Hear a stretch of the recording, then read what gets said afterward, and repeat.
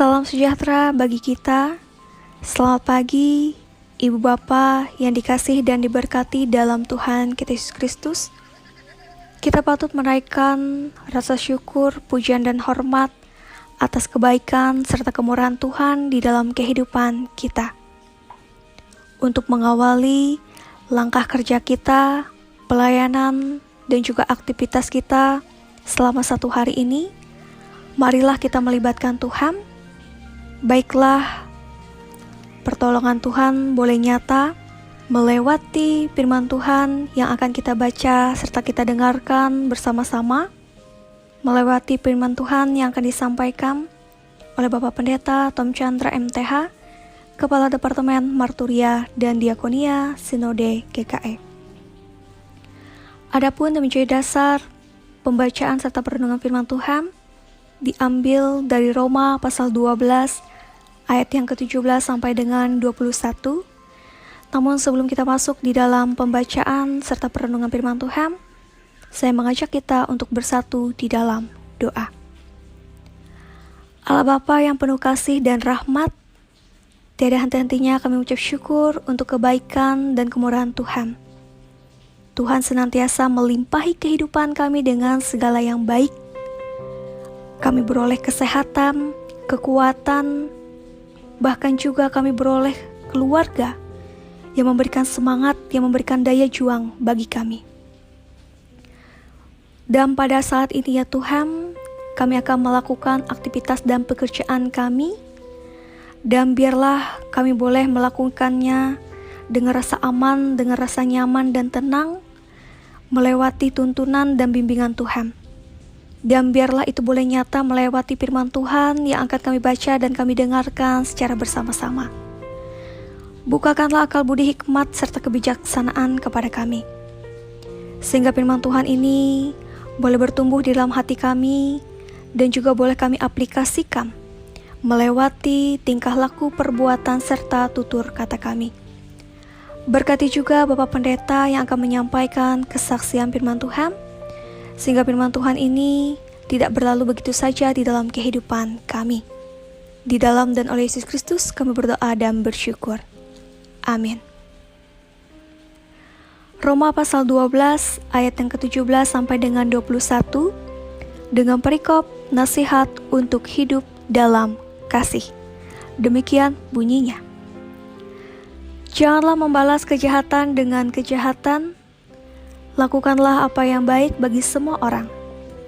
Sedapat-dapatnya, kalau hal itu bergantung padamu, hiduplah dalam perdamaian dengan semua orang.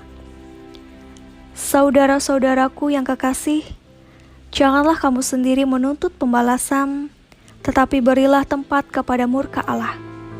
Sebab ada tertulis, pembalasan itu adalah hakku. Akulah yang akan menuntut pembalasan, firman Tuhan. Tetapi jika seterumu lapar, berilah dia makan. Jika ia haus, berilah dia minum. Dengan berbuat demikian, kamu menumpukan bara api di atas kepalanya. Janganlah kamu kalah terhadap kejahatan, tetapi kalahkanlah kejahatan dengan kebaikan. Selamat pagi, salam sejahtera untuk kita semua. Harapan saya kita dalam keadaan sehat, sukacita, apapun pergumulan kita tetap mengerjakan tugas pelayanan yang telah dipercayakan kepada kita sekalian. Bapak, Ibu, Saudara-saudari, pada pagi hari ini kita tidak membuat video digital preaching, tapi kita membuat podcast saja. Jadi hanya suara, foto, gambar biasa tanpa ada video. Tadi kita sudah membaca dari Roma pasal 12 ayat 17 sampai 21 yang tertulis dengan judul Nasihat untuk Hidup dalam Kasih. Judul bacaan ini juga menjadi tema dalam pemberitaan firman Tuhan untuk kita pada hari ini sesuai dengan Almanak Nas Gereja Kalimantan Evangelis. Apa beda gosip dengan nasihat? Apa beda gosip dengan nasihat? Kalau gosip membahas tentang orang lain tanpa ada keinginan untuk berbicara langsung kepada yang bersangkutan, sehingga kita tidak mendapat konfirmasi. Informasi yang ada pada kita pun sejatinya tidak utuh. Toh yang kita bicarakan itu orang lain dan orang lain tidak ada.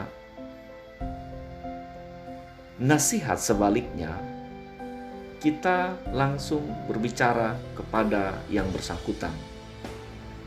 Kita mendapat konfirmasi, lalu informasi yang kita terima akan utuh. Karena kita membicarakannya langsung kepada yang bersangkutan. Beda dengan menggosipin dia, begitu ya. Paulus tidak menggosipi jemaat di Roma, tapi dia memberi nasihat.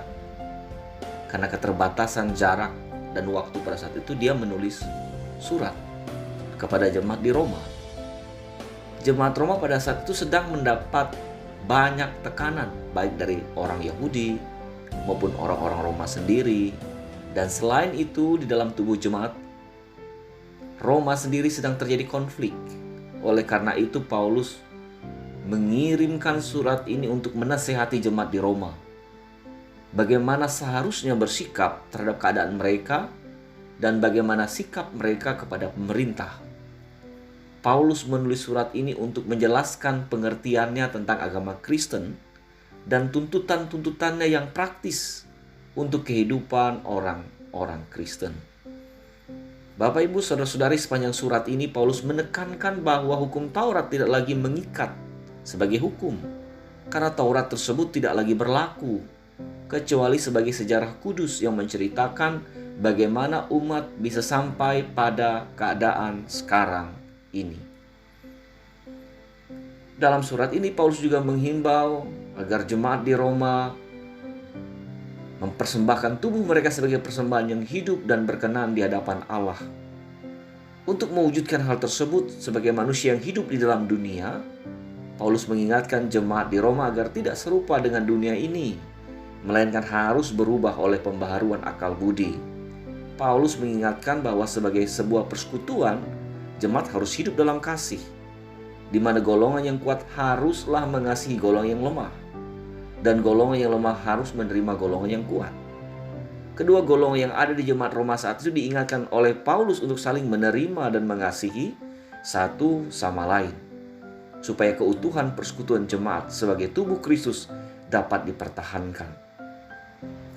Apa saja himbauannya secara konkret tadi dibacakan oleh Pendeta Novitasari STH. Yang pertama, jangan biarkan kejahatan itu beranak cucu dalam persekutuan.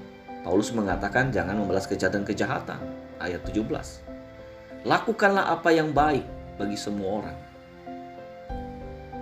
Sedapat-dapatnya kalau hal itu bergantung padamu, hiduplah dalam perdamaian dengan semua orang, ayat 18. Jadi kalau kita diberi kepercayaan, diberi kewenangan, diberi kekuasaan, kita dapat hidup dalam perdamaian dengan semua orang. Melewati program, pelayanan, relasi, kita dapat menggunakan itu.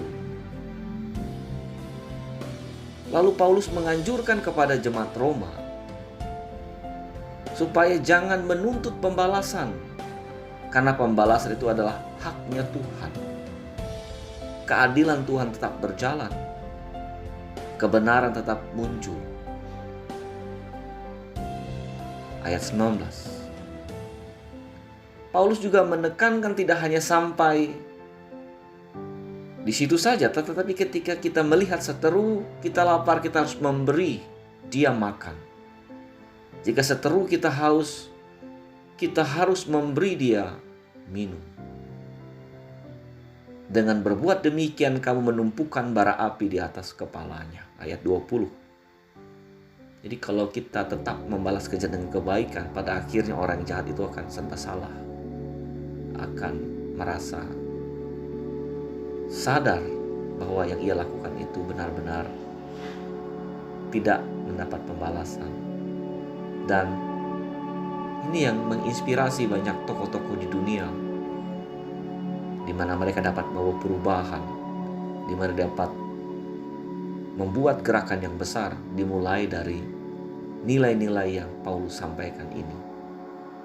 Saudara yang saya kasihi, di Afrika Selatan, Nelson Mandela berjuang melawan politik apartheid di mana orang-orang kulit putih lebih mendapatkan tempat daripada orang-orang kulit hitam. Padahal Afrika Selatan tempat orang-orang kulit hitam. Melewati Nelson Mandela, meskipun perjalanan yang lama dan panjang, ia dapat memutus rantai kebencian itu. Bahkan tak kala ia menjadi presiden pertama Afrika Selatan, dia tidak membuat pembalasan apapun kepada orang-orang kulit putih. Atau kita belajar juga dari Martin Luther King yang juga berjuang di Amerika tentang kesetaraan ras, supaya kulit hitam tidak lagi diperlaku seperti budak atau negara kelas 2. Dan puncaknya, Amerika sendiri memiliki presiden kulit hitam pertama, Barack Hussein Obama. Saudara yang saya kasihi, ayat 21 Paulus mengingatkan kepada jemaat Roma, janganlah kamu kalah terhadap kejahatan, tetapi kalahkanlah kejahatan dengan apa? Dengan kebaikan. Jadi kita tidak pernah bisa membereskan kejahatan dengan menggunakan kejahatan. Kita tidak bisa mengalahkan peperangan dengan perang, kebencian dengan kebencian. Tetapi kita dapat mengalahkan semuanya itu dengan kebaikan. Dua contoh pribadi tadi, Nelson Mandela dan juga Martin Luther King, seorang pendeta tadi, menjadi contoh konkret bagaimana mereka bisa mengalahkan kejahatan pada zamannya dengan kebaikan. Nah, apa yang dapat kita pelajari setelah kita membaca firman Tuhan pada hari ini supaya kita hidup di dalam kasih? Penulis yang sama, yakni Paulus di 1 Korintus 13 ayat 4-8 mengatakan, kasih itu sabar, murah hati, tidak cemburu, tidak memegahkan diri dan tidak sombong, tidak melakukan yang tidak sopan, dan tidak mencari keuntungan diri sendiri.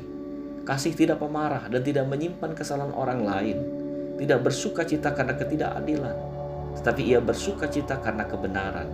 Kasih menutupi segala sesuatu, percaya segala sesuatu, mengharapkan segala sesuatu, sabar menanggung segala sesuatu. Kasih tidak berkesudahan, nubuat akan berakhir, bahasa roh akan berhenti, pengetahuan akan lenyap. Iman, pengharapan dan kasih, dan yang lebih besar dari semuanya itu adalah kasih. Mari kita hidup di dalam kasih dan mengerjakan perbuatan kasih, sebab kita adalah terang yang tidak boleh bersembunyi. Kita adalah garam yang tidak boleh menjadi tawar. Dunia memerlukan kasih. Dunia sudah lama terluka, terabaikan, hidup dalam kebencian, hidup dalam kecurigaan. Karena itu, melalui firman Tuhan hari ini, mari kita kembali lagi, semangat lagi, bersukacita lagi, memiliki untuk melayani lagi, ingin untuk memulai perdamaian lagi. Karena Tuhan menginginkan itu bagi kita sekalian.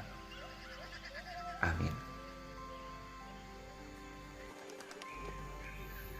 Mari kita menaikkan doa syafaat kita. Bapa di surga, biarlah kami hidup dengan kasih-Mu, mengerjakan segala sesuatu dari sudut pandang-Mu, sehingga kami tidak lagi hidup dengan ego kami masing-masing ataupun kepentingan kami masing-masing, sehingga kami sulit untuk mengampuni, melayani, bahkan mengasihi.